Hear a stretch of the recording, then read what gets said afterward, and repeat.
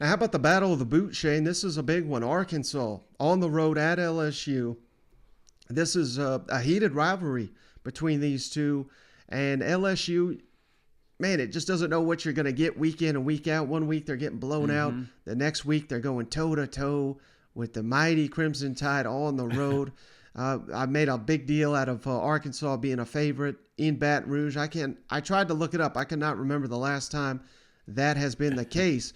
But, Arkansas just won a very heated matchup against Mississippi State. And again, this is one where it looks like it matches, it comes up at a perfect time for the Razorbacks because you're getting on the right side of things. KJ Jefferson's playing outstanding. Traylon Burks is heating up. You got Dominique Johnson, your running back now, that best performance of the season, and he was already having a good season.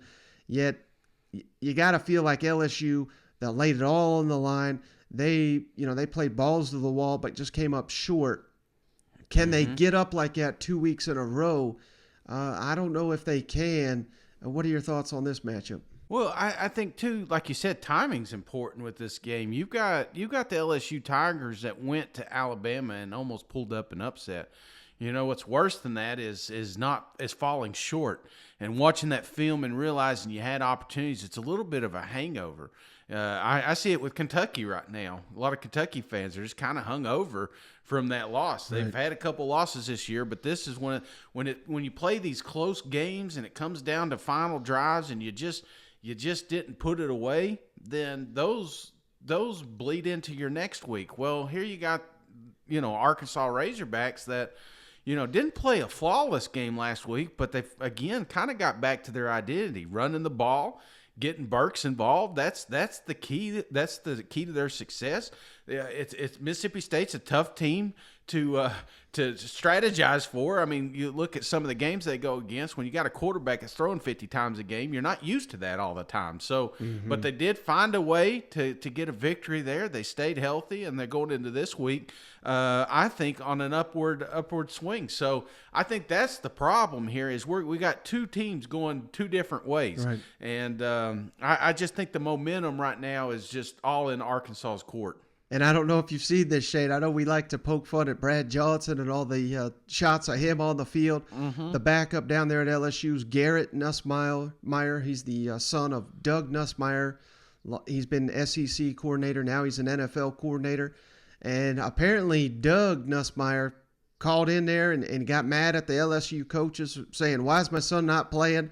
So Coach O's going to play the backup now. It's like, what is this, Pee-wee football? I mean, I know Max Johnson didn't have a great game, but the fact we got parents calling in here and wondering why their son's not playing and the coaches giving into it, I mean, maybe that's got nothing to do with this game, but to me that it shows there's issues there behind the scenes for sure. Yeah, you got a coach. Coach O sounds like he doesn't want to make any enemies on his way out. You know what I'm saying? And you can't have that. You can't. Who gives a shit who your backup quarterback is, Mike? You know what I'm saying? Yeah. I mean, I'm not going to be coaching this kid next year. I mean, so I don't care. I want to put the best athletes out there on the field, and I want to try to win a game.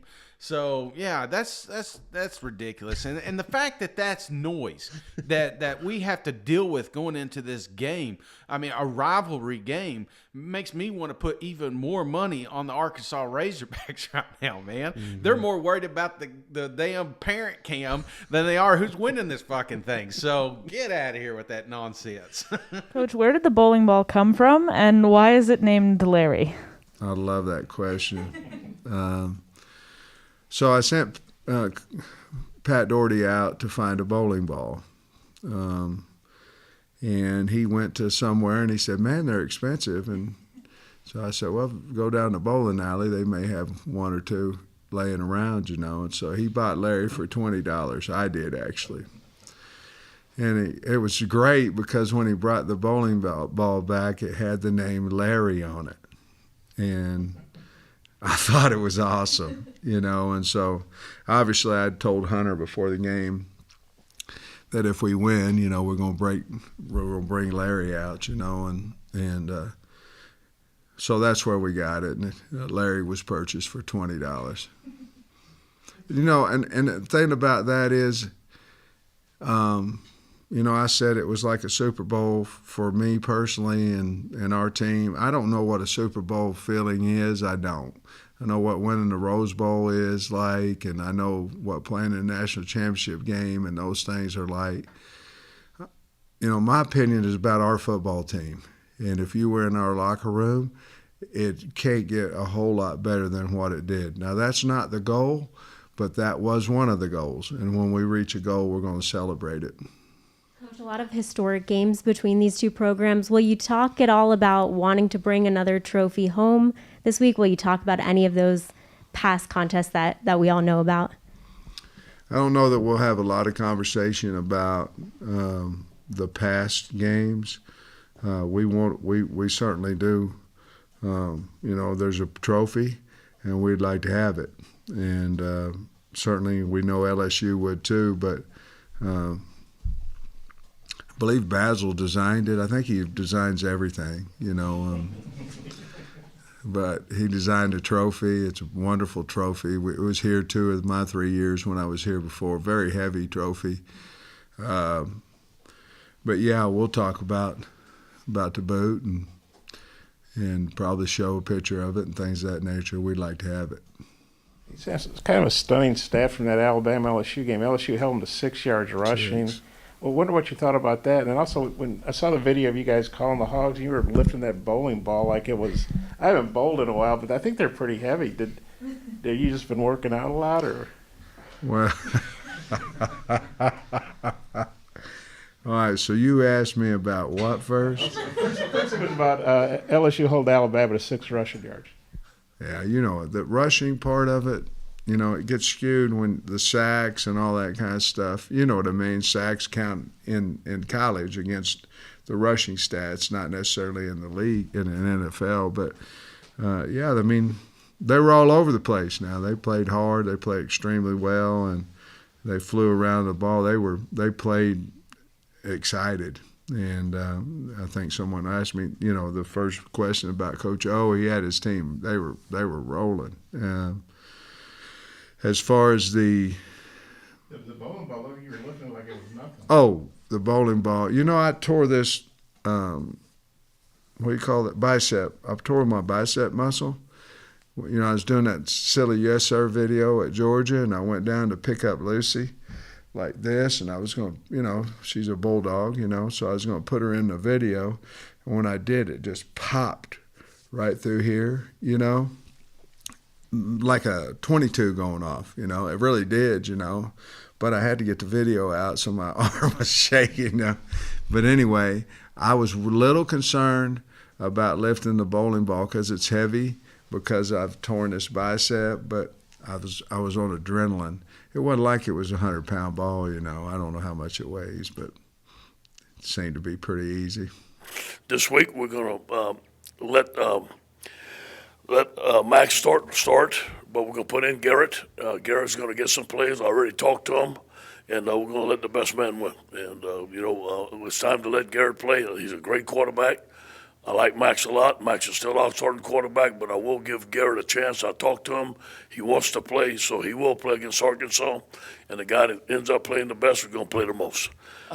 With Garrett and Max, you kind of mean like they'll split reps in practice and that kind of thing? Yeah. Or in the game, they'll kind of both share time and then one will take over at some point? Both. They'll split reps in practice. And we're going to play both Max and Garrett. Max is going to start, but I'm going to give Garrett significant snaps at the beginning of the game, and then we'll see how it goes. Ed, how much will the Max and Garrett split be the theme going forward for the quarterback situation? Yeah, it'll be 50-50 in practice. We'll let them split it, and we haven't decided. Jake and I talked about it this morning. We haven't decided exactly how we're going to do it in the game. It may be first quarter, second quarter, maybe a couple series. This series, it all depends how practice goes, depends how the game plan is. But That'll go beyond Arkansas? we'll see. We'll see. If Max plays better than Garrett, he's going to be the starter. If Garrett plays better than Max, he's going to be the starter. We'll let him battle it out. Ed, you talked last week, I believe, about Garrett has he had the opportunity to redshirt or the opportunity to play more. In the discussion, just talk about the discussions with him to go forward with this plan. How, Yeah. you know, how much he's eager to try to play, because he could end up burning the whole year. Yeah, Obviously. he was mad. He was mad he didn't play. And I talked to his father, Doug, who I respect a lot. And we had talked on Thursday. They had to be snaps where they were significant, and that if we put him in, he's going to play the rest of the year. And I didn't feel that it was time to throw him in there for a couple of plays and then us burn his redshirt year. I didn't want to do that to him. And he came in the office yesterday and was adamant about playing. His father called Jake and said, listen, hey, here's the plan. He wants to play. Let him play. So that's what we're doing. So obviously, it looks like right now he may not redshirt. It all depends how the game goes, but that's his choice, and that's what he wants to do. Coach, not a lot of people had seen the animation from you on the sideline Saturday. Is this what you were talking about, the weight lifted off, and is it just you having more fun? And why haven't you been like that previous to this year, do you think? That's a good question. You know what? Just going into that stadium, there had been so much made of the statement that I made, and they were going to do this to me and all that stuff. I just wanted to compete, and I love competing. And you know, I don't take things said about me personally. I don't take that lightly. I can't say nothing about it, but I can do something about it. And neither I or our team was intimidated by anybody, and I mean anybody, on the sideline of Alabama or in the stadium. We went there to win. No disrespect to them. Great coaches, great team, great fans, but we were not going to go in there and get intimidated. So that's what you saw. Ed, I know you started your coaching career basically at Arkansas as an assistant strength coach 35 years ago. Yeah. Could you have imagined back then, what were you hoping that your career would be? And it could, obviously, I'm sure you're just looking for a foot in the door, right, at that Yes. point. Could Yeah. you have imagined what this journey would be like, good and bad, you know, throughout your career? Think about this. I went there. I made $25 every 2 weeks. That was my check. I lived in the dormitory, and I remember going, man, you get to eat, so I can go and eat. And then I walked there on Saturday morning, and I saw something white, a big bowl of white stuff. And I asked my partner, I said, what is that? He said, that's gravy. I said, no, gravy ain't white where I'm from. But, you know, it was a great experience. My first time in Division I football. They let me be a strength coach. I was assistant strength coach, really a GA. Then Coach Hatfield brought me on the field. I worked with Coach Hatfield and Coach Goldsmith. And then they taught me how to break down film. I was always there early in the morning. I worked with Coach Hatfield on special teams. It was a wonderful experience. And that experience at Arkansas got me to be a G at Miami because those guys knew Coach Johnson in Tuberville. So it was a great connection. It was a great springboard. No, I never dreamed all this stuff was happening. I'm very thankful. And I loved Arkansas. I really have. Dean Weber hired me there. He's still a good friend of mine. Coach Hatfield will come have breakfast with me when we go up there. I made a lot of great friends. It's a great place.